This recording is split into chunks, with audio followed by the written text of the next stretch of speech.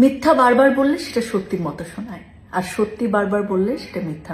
48 ঘন্টার মধ্যে তাদের দাম্পত্য জীবন যেন এক অগ্নিকুণ্ডে পরিণত হয়েছে।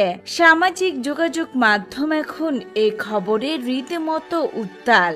বিয়ের পরপরই 25 বছরের বয়সের বৈষম্য এবং মোস্তাকের অতীত জীবনের গোপন তথ্য ফাঁস হয়ে যাওয়ায় শুরু হয় তুমুল বিতর্ক।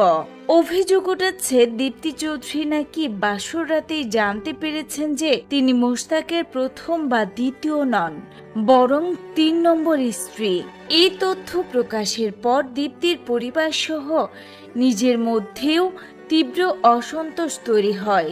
ঘরে শুরু হয় অশান্তি, কথা কাটাকাটি এবং মানসিক চাপ। এক পর্যায়ে মোস্তাকের বাসা থেকে বেরিয়ে যান দীপ্তি চৌধুরী। অবশেষে সামাজিক যোগাযোগ মাধ্যমে লাইভে এসে মুখ খুলেছেন মোস্তাক নিজেই। বিপর্যস্ত ও ক্ষুব্ধ দেখাচ্ছিল তাকে।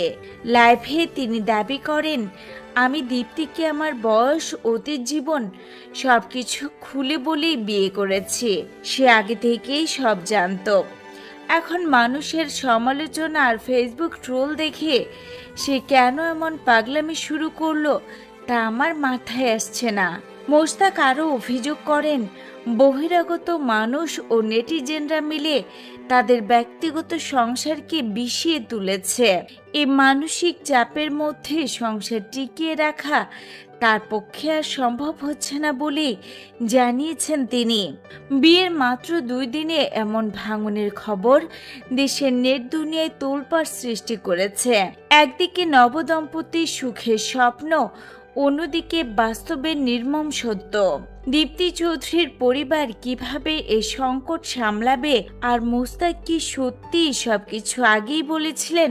এখন সবার চোখ এই আলোচিত জুটির পরবর্তী পদক্ষেপের দিকে। ভিউয়ার্স, বিষয়টি নিয়ে আপনাদের মন্তব্য জানাতে ভুলবেন না।